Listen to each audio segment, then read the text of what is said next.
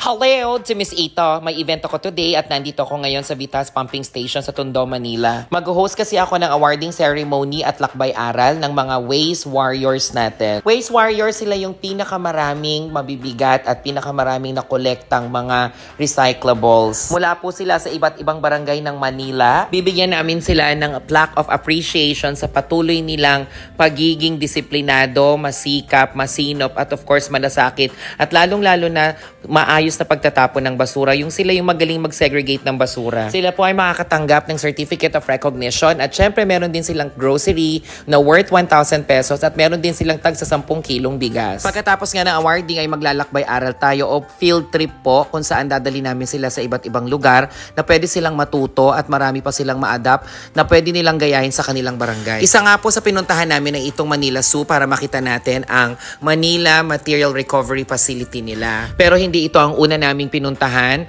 Nag-tour muna kami sa Vitas Pumping Station doon po sa May Tondo, Manila kung saan sila po yung nag-make sure na maayos po yung flow ng tubig, baha at sila rin ang kumukuha ng mga basura na inaanod po sa baha. Dito nga sa Manila, so nakita ko nga si Ali, ayan yung pin-reserve na elepante na namatay. Natatandaan po niyo po ba 2023 namatay po siya? Ay hindi po yung naka-blue na yan ha. Ang gawain ko nga dito ay mag-host at introduce lahat ng mga head at speakers po ng bawat facility. Hindi ito ang una naming pinuntahan. Ang pangalawa po pagkatapos sa Vitas ay doon po sa Barangay 132 sa May Pasay at sa Barangay 830 naman sa Manila po. Ito po ang recovery facility ng Manila Zoo. Dito po sila gumagawa ng mga bagay o produkto na pwede pang pakinabangan galing po sa basura. At isa sa mga dito po ay yung mga upuan, yung mga pot po yan, flower pot na yan po ay plastic. Galing po yan sa mga takip na mga pet bottles at mga plastic na basura. Pagkatapos sa Manila Zoo ay bumalik na ulit kami sa Vitas. Tayo dito sa Vitas. Kamusta kayong lahat? Kamusta? Bilang ng natulog 20. Ang dami. Pero marami po ba kayo natutunan sa lahat ng napuntahan natin? Sa barangay, ano yung mga napuntahan natin? Barangay 132, Barangay 830, ano pa? Manila Zoo. At syempre, yung unang-una dito, ang dami niyong natutunan. Sana po sa susunod na pagbisita po ng MMDA sa inyo pong mga barangay ay makikita na po namin. Ito galing po sa ganito, ito yung natutunan namin. Tsaka yung mga nare-request ninyo na gusto nyo makuha mga bricks at blocks dito po, mag-request po kayo. Kaya po, Waste Warriors, maraming salamat po sa inyong lahat sa pagsama sa amin ngayong araw.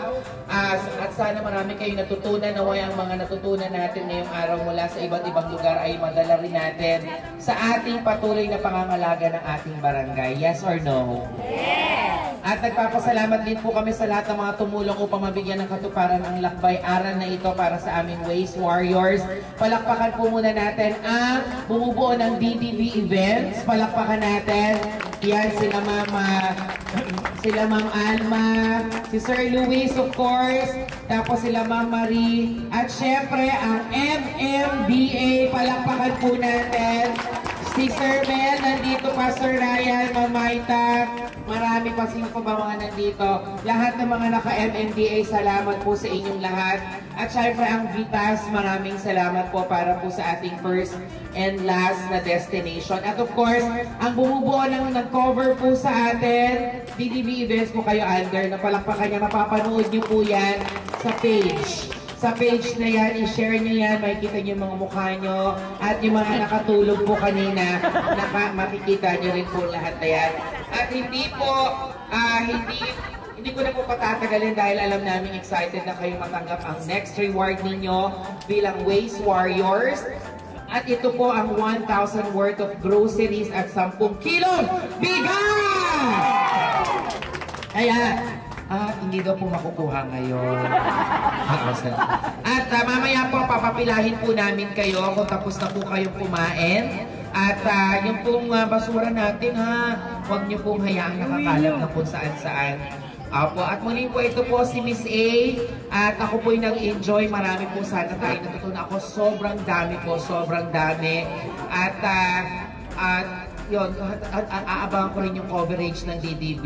Bukod sa pag-host, talaga namang tinitreasure ko yung moment na to dahil sobrang daming bonus sa akin. Bonus, ibig sabihin, ang dami kong natutunan, inspirasyon, na lalo pang pagpursigihin at lalo pang i-promote ang solid waste management. Nag-enjoy din akong kasama lahat ng mga nasa likod ng proyektong ito, MMDA at TDV Events. At itong mga iba't ibang residente sa barangay, talaga namang napakadami nilang natutunan.